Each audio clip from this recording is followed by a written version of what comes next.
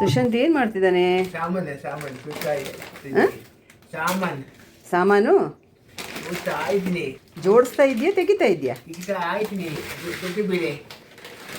ತೊಗರಿಬೇಳೆ ಅದು. ಸರಿ, ವೆರಿ ಗುಡ್.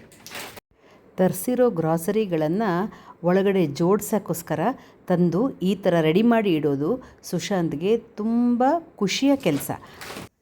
ಪ್ರೀತಿಯ ಆತ್ಮೀಯ ಬಂಧುಗಳೇ, ಹೇಗಿದ್ದೀರಾ? ಪ್ರತಿದಿನ ಮನೆಯಲ್ಲಿರುವವರ ಹೊಟ್ಟೆಯನ್ನು ತುಂಬಿಸೋದು, ಅವರಿಗೆ ರುಚಿ ರುಚಿಯಾದ ಅಡುಗೆಗಳನ್ನು, ತಿಂಡಿಗಳನ್ನು ಮಾಡಿ ಹಾಕೋದು, ಇದು ಮನೆಯ ಜವಾಬ್ದಾರಿಯನ್ನು ಹೊತ್ತಿರುವಂತಹ ಗೃಹಿಣಿಯ ಒಂದು ಆದ್ಯತೆ. ಗೃಹಿಣಿ ಗೃಹಮುಚ್ಚತೆ ಅಂತ ಹೇಳ್ತಾರೆ. ಎಲ್ಲರೂ ಕೇಳಿರ್ತೀರ, ಒಂದು ಸಂಸ್ಕೃತದ ಒಂದು ವಾಕ್ಯವನ್ನು ಕೇಳಿರ್ತೀರ. ಅಂದರೆ ಗೃಹಿಣಿಯೇ ಮನೆಯನ್ನು ಉದ್ಧರಿಸುವವಳು, ಮನೆಯನ್ನು ಉನ್ನತಿಗೆ ತಗೊಂಡು ಹೋಗುವವಳು, ಮನೆಯ ಜವಾಬ್ದಾರಿಯನ್ನು ಹೊರುವಂತಹವಳು ಅನ್ನೋದು ಇದರ ಅರ್ಥ. ಮನೆಯನ್ನು ನಡೆಸಬೇಕಾದ್ರೆ ಮನೆಯಲ್ಲಿ ದಿನಸಿ ಸಾಮಾನುಗಳೆಲ್ಲ ಇರಲೇಬೇಕಲ್ವಾ? ನೋಡಿ, ನಾನಿಲ್ಲಿ ರಾಶಿ ಹಾಕೊಂಡು ಕೂತೀನಿ. ನನ್ನ ದಿನಸಿ ಐಟಮ್ಗಳು ಬಂದು ಬಿದ್ದಿತ್ತು. 4-5 ದಿನ ಆಯಿತು. ನೀವು ನೋಡ್ತಾ ಇರ್ಬೋದು, ನಾನು ಸೊಂಟಕ್ಕೆ ಬೆಲ್ಟ್ ಹಾಕ್ಕೊಂಡು ಕೂತ್ಕೊಂಡಿದ್ದೀನಿ. ಬೆನ್ನು ನೋವು ಸುಮಾರಾಗಿ ಕಡಿಮೆ ಆಗಿದೆ, ಆದರೂ ಸ್ವಲ್ಪ ದಿವಸ ಬೆಲ್ಟನ್ನು ಮುಂದುವರ್ಸಕ್ಕೆ ಹೇಳಿದ್ದಾರೆ. ಹಾಗಾಗಿ ಕೆಲಸ ಮಾಡುವಾಗ ಅಥವಾ ಬೇರೆ ಎಲ್ಲ ಹೊತ್ತುಗಳಲ್ಲೂ ಹಾಕ್ಕೊಂಡಿರ್ತೀನಿ. ಸಾಮಾನುಗಳನ್ನು ಜೋಡಿಸೋದು ಒಂದು ಕಲೆ. ಯಾಕೆ ಹೇಳ್ತೀನಿ ಈ ಮಾತನ್ನು ಅಂದರೆ, ನೋಡಿ, ಇಲ್ಲಿಷ್ಟು ನಂದು ಹಳೆ ಸಾಮಾನುಗಳಿದೆ, ನೀವು ನೋಡ್ತಾ ಇರ್ಬೋದು. ಈಗ ನಾನೆಲ್ಲ ತಗೊಂಡು ಅದನ್ನು ಅದ್ರ ಮೇಲೆ ಇಟ್ಬಿಟ್ರೆ ಈ ಸಾಮಾನು ಕಳೆದ ತಿಂಗಳು ತರಿಸಿರುವಂತಹ ಸಾಮಾನುಗಳು ಅಡಿ ಬಿದ್ದು ಹೋಗುತ್ತೆ. ಈಗ ಮೇಲ್ಗಡೆ ಸಾಮಾನುಗಳನ್ನು ನಾವು ಉಪಯೋಗಿಸಿದಾಗ ಏನಾಗುತ್ತೆ, ಅಡಿನೇ ಉಳ್ಕೊಳ್ಳುತ್ತೆ. ಹಾಗಾಗಿ ಸಾಮಾನುಗಳನ್ನು, ಪ್ರತಿಯೊಂದು ಸಾಮಾನನ್ನು ಜೋಡಿಸೋ ಮೊದಲು ಅದರ ಡೇಟ್ ನೋಡಿಕೊಂಡು ಹಳೆಯ ಸಾಮಾನು ಯಾವುದು ಅದನ್ನು ಮೇಲಿಡಬೇಕು. ಅಂದರೆ ನಾಳೆ ನಮಗೆ ಬೇಕಾದಾಗ ತೆಗಿಯೋಕ್ಕೆ ಫಸ್ಟು ಆ ಹಳೆ ಸಾಮಾನನ್ನು ತೆಗಿಬೇಕು. ಆ ಥರನೇ ನಾನು ಜೋಡಿಸೋದು. ನನ್ನ ಹತ್ರ ಈಗ ಇರೋ ಸಾಮಾನುಗಳನ್ನು ನಾನು ಆ ರೀತಿಯಲ್ಲೇ ಜೋಡಿಸಿ ಇಟ್ಟಿದ್ದೀನಿ. ಈಗ ಇವತ್ತು ತಂದಿರೋ ಸಾಮಾನುಗಳನ್ನು ನಾನು ಅದೇ ರೀತಿ ಜೋಡಿಸ್ತೀನಿ. ಎಷ್ಟೋ ಸಾಮಾನುಗಳು, ಈಗ ಉದಾಹರಣೆಗೆ ಇಲ್ಲಿ ಅಡಿಯಲ್ಲೊಂದು ಏನೋ ಸಾಮಾನಿದೆ ನಂದು, ನೋಡಿ, ಹೆಸರುಬೇಳೆ ಇದೆ, ಇಲ್ಲಿದೆ, ಇಲ್ಲೂ ಒಂದು ಹೆಸರುಬೇಳೆ ಇದೆ, ಇಲ್ಲೂ ಒಂದು ಹೆಸರುಬೇಳೆ ಇದೆ. ಆಗೇನಾಗುತ್ತೆ, ಅಡಿ ಇವತ್ತು ತರಿಸಿದ್ದೀನಿ ಇನ್ನೊಂದು ಹೆಸರುಬೇಳೆ, ಇಲ್ಲೂ ಬಂದಿದೆ, ಈ ಸಾಮಾನುಗಳಲ್ಲೂ ಬಂದಿದೆ. ಈಗ ಇದನ್ನು ಅಡಿ ಇಟ್ಟಿರ್ತೀವಿ, ಇದ್ರ ಮೇಲೆಲ್ಲ ಹೊಸ್ತಿಟ್ಟಿರ್ತೀವಿ, ಆಗ ಹೊಸ ತೊಗೊಂಡ್ಬಿಡ್ತೀವಿ, ಹಳೇದಲ್ಲೇ ಉಳ್ಕೊಳ್ಳುತ್ತೆ, ಡೇಟ್ ಎಕ್ಸ್ಪೈರಿ ಆಗಿ ಹೋಗುತ್ತೆ ಅಥವಾ ಹುಳ ಆಗತ್ತೆ, ವೇಸ್ಟ್ ಆಗುತ್ತೆ.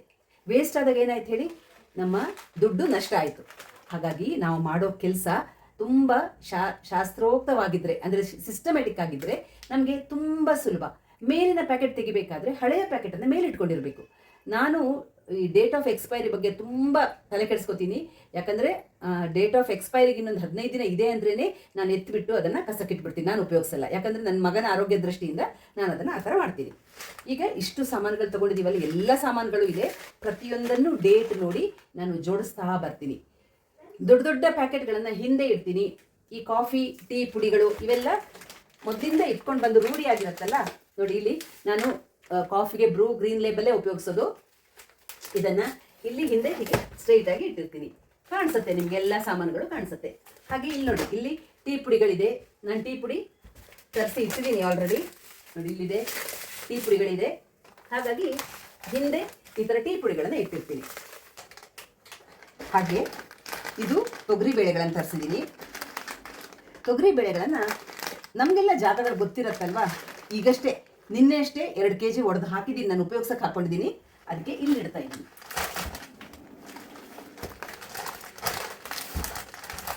ಸ್ವಲ್ಪ ಹಿಂದೆ ತೊಗರಿ ಬೇಳೆಗಳನ್ನು ಇಟ್ಟಿದ್ದೀನಿ.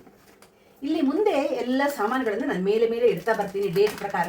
ನೋಡಿ, ಇಲ್ಲಿ ನನ್ನ ಹತ್ರ ಮಿಲ್ಕ್ ಪೌಡರು ತರಿಸಿಟ್ಟಿರೋದಿದೆ, ಇದಕ್ಕೆಲ್ಲ ಡೇಟ್ ಇದೆ. ಲಾಸ್ಟ್ ಕಳೆದ ತಿಂಗಳು ನಾನು ತರಿಸಿರೋದು ಇದೆಲ್ಲ ಡೇಟ್ ಇರುವಂತಹದ್ದು. ಈಗ ನೋಡಿ, ಫ್ರೆಶ್ ಆಗಿ ಈ ತಿಂಗಳು ತರಿಸಿರುವಂತಹದ್ದು. ಇದು 2027 ಫೆಬ್ರವರಿ ತನಕ ಇದೆ. ಕಡಲೆಬೇಳೆ ಇದೆಲ್ಲ ಹೀಗೆ ಜೋಡಿಸ್ಕೊಂಡು ಬರ್ತಾ ಇದ್ದೀನಿ ನಾನು. ಇದು ಗೋಧಿ ಹಿಟ್ಟು ನಾವು ದಿನ ಉಪಯೋಗಿಸ್ತೀವಲ್ಲ, ಅದಕ್ಕಾಗಿ ಇಲ್ಲಿ ಇಟ್ಕೊಂಡು ಬರ್ತೀನಿ. ಗೋಧಿ ಹಿಟ್ಟನ್ನು ಈ ಥರ ಇಡ್ತೀನಿ. ಅದ್ರ ಮೇಲೆ ಈ ಥರ ಅವಲಕ್ಕಿ ಇಟ್ಟಿದ್ದೀನಿ, ಇಲ್ಲಿ ಕಡಲೆಬೇಳೆ ಇಟ್ಟಿದ್ದೀನಿ. ಆಮೇಲೆ ನೋಡಿ, ರಾಗಿ ಹಿಟ್ಟು, ಇದೆಲ್ಲ ಆಗಾಗ ತುಂಬ ಬೇಗ ತೆಗೆಯುವಂತಹುದನ್ನೆಲ್ಲ ಕೆಳಗಡೆ ಇಟ್ಕೋತೀನಿ. ಇನ್ನು ಇದು ಹೆಸರುಬೇಳೆ, ಇದು 2027 ತನಕ ಇದೆ. ಇದನ್ನು ಇಲ್ಲಿಡ್ತೀನಿ. ಈ ಥರ ಇದೆಲ್ಲ ಕಳತಿಂಗಳಿನ ಸಾಮಾನು ಇಲ್ಲಿಡ್ತಾ ಇದ್ದೀನಿ. ಹಾಗೆ ಹೆಸರುಬೇಳೆಗಳು,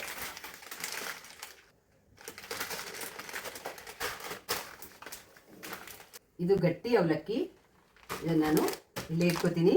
ಇದು ನೋಡಿ ಕಾಬೂಲ್ ಚೆನ್ನ, ಇದು ಇಲ್ಲಿಟ್ಟಿದ್ದೀನಿ. ಎಲ್ಲ ಸಾಮಾನುಗಳಿಗೂ ತುಂಬ ರೇಟ್ ಜಾಸ್ತಿ ಇರೋ ಕಾರಣ ನಾವು ಜಾಗ್ರತೆಯಾಗಿ ಹಾಳು ಮಾಡದೇ ಇರೋ ಥರ ಉಪಯೋಗಿಸ್ಬೇಕು. ಇದು ನೋಡಿ ಉದ್ದಿನಬೇಳೆ, ಇದು ಅಷ್ಟೇ ತುಂಬ ಡೇಟ್ ತನಕ ಇದೆ, ಡಿಸೆಂಬರ್ ತನಕ ಇದೆ. ಅದಕ್ಕೋಸ್ಕರ ಎಲ್ಲ ಇದನ್ನು ಅಡಿ ಇಟ್ಬಿಡ್ತೀನಿ. ಹಾಗೆ ಇಲ್ಲಿ ಸಬ್ಬಕ್ಕಿ ಪ್ಯಾಕೆಟ್ಗಳು ತುಂಬ ಇದೆ ನನ್ನ ಹತ್ರ. ನೋಡಿ ಇಲ್ಲಿ ಸಬ್ಬಕ್ಕಿ ಪ್ಯಾಕೆಟು ಇಲ್ಲಿದೆ, ಇನ್ನೊಂದು ಸಬ್ಬಕ್ಕಿ ಪ್ಯಾಕೆಟ್ ಇಲ್ಲೆಲ್ಲೋ ಇದೆ, ಇಲ್ಲೂ ಇದೆ ಸಬ್ಬಕ್ಕಿ ಪ್ಯಾಕೆಟ್. ನೋಡಿ ಇನ್ನೊಂದು ಸಬ್ಬಕ್ಕಿ ಪ್ಯಾಕೆಟ್ ಇದೆ. ಇದೆಲ್ಲ ಫ್ರೆಶ್ ಆಗಿರೋ ಕಾರಣ ಇರಲಿ. ಈಗ ಇದ್ರ ಮೇಲೆ ಉದ್ದಿನಬೇಳೆ ಇಟ್ಟಿದ್ದೀನಿ. ಈ ಥರ ಎಲ್ಲ ಮೊದಲು ಉಪಯೋಗಿಸುವಂಥ ಸಾಮಾನುಗಳನ್ನ ಇಲ್ಲಿ ಇಟ್ಕೊಂಡು ಬರ್ತೀನಿ.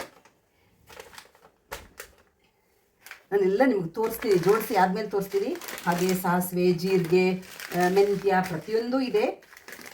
ಉಪ್ಪುಗಳು, ಶಾವಿಗೆ, ರಾಗಿ, ನೋಡಿ ಇಡೀ ರಾಗಿ ಇಲ್ಲಿದೆ. ಇಡೀ ರಾಗಿ, ಹೋಲ್ ರಾಗಿ ತುಂಬ ಒಳ್ಳೆಯದು. ರಾಗಿ ದೋಸೆ ಮಾಡೋಕ್ಕೆ, ರಾಗಿ ಇಡ್ಲಿ ಮಾಡೋಕ್ಕೆ ಎಲ್ಲದಕ್ಕೂ ತುಂಬ ಚೆನ್ನಾಗಾಗತ್ತೆ.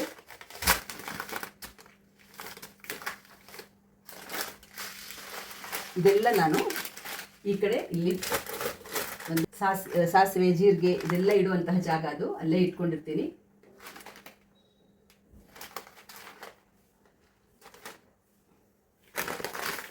ಇಲ್ಲಿ ಶಾವಿಗೆ ಪ್ಯಾಕೆಟ್ ಇದೆ, ಬೂಸ್ಟ್ ಇದೆ, ಎಲ್ಲ ಇದೆ ನೋಡಿ. ಶಾವಿಗೆ ಪ್ಯಾಕೆಟು, ಬ್ಯಾಂಬಿನೋ ಇದೆ, MTR ಇದೆ. ಈ ಥರ ಎಲ್ಲ ಸಾಮಾನು ತರಿಸಿ ನನಗೆ ಒಂದು ತಿಂಗಳಿಗೆ ಇದೆಲ್ಲ ಕರೆಕ್ಟ್ ಆಗುತ್ತೆ.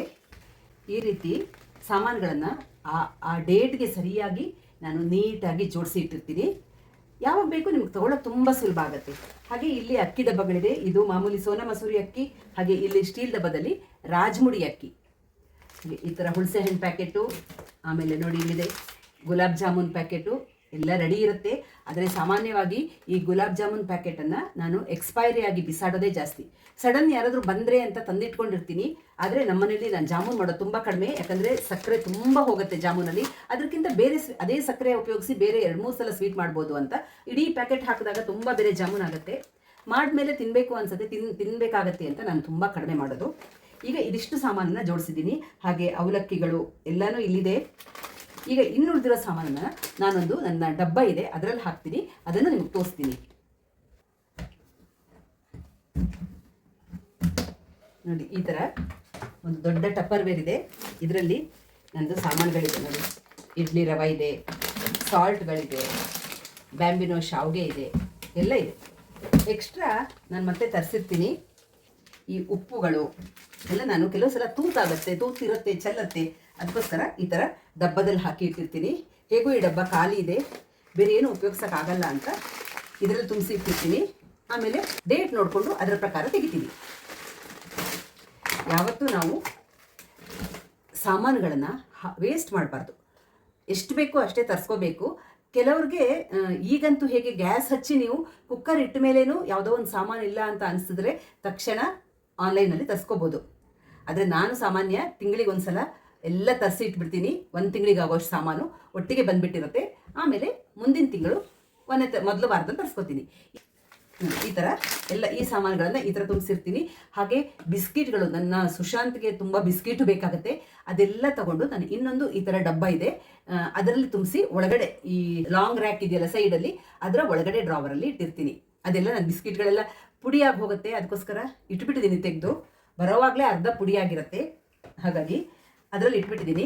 ಅದಕ್ಕೆ ಈ ಥರ ಸಾಮಾನುಗಳನ್ನು ನೀಟಾಗಿ ಜೋಡಿಸ್ಕೊಂಡು ನಾವು ಪ್ರತಿದಿನ ರುಚಿಯಾಗಿ ಬೇಕಾಗಿರೋ ಯಾರ್ಯಾರಿಗೆ ಯಾವ್ಯಾವ ರೀತಿಯಲ್ಲಿ ಬೇಕು ಆ ರೀತಿ ಅಡುಗೆ ಮಾಡಿ ಬಡಿಸಬಹುದು. ಕುಟುಂಬದವರೆಲ್ಲರೂ ಸಂತೃಪ್ತಿಯಿಂದ ಊಟ ಮಾಡ್ತಾರೆ. ಆ ಊಟ ಮಾಡೋದ್ರ ಜೊತೆಗೆ ಮಾಡಿರೋ ತೃಪ್ತಿನೂ ನಮಗಿರುತ್ತೆ. ಆದರೆ ಹಾಳು ಮಾಡಬಾರ್ದು ಅಷ್ಟೇ. ಸಾಮಾನುಗಳನ್ನು ತುಂಬ ಜಾಗ್ರತೆಯಾಗಿ ಉಪಯೋಗಿಸಿ ಹಾಳು ಮಾಡಬಾರ್ದು. ಹೇಗೆಗೋ ಜೋಡಿಸ್ಕೊಂಡಿರ್ತೀವಿ, ರಾಶಿ ಹಾಕಿರ್ತೀವಿ, ಅದು ನೋಡೋಕ್ಕೆ ಟೈಮ್ ಇರಲ್ಲ, ನೋಡುವಾಗ ಡೇಟ್ ಆಗೋಗಿರುತ್ತೆ. ಅದಕ್ಕೋಸ್ಕರ ಈ ಥರ ನೀಟಾಗಿ ಜೋಡಿಸಿ ಇಟ್ಟಾಗ ನಮಗೆ ತಗೊಳ್ಳೋಕ್ಕೂ ಸುಲಭ, ಮಾಡೋಕ್ಕೂ ಸುಲಭ, ಎಲ್ಲ ಸುಲಭ ಆಗಿರುತ್ತೆ.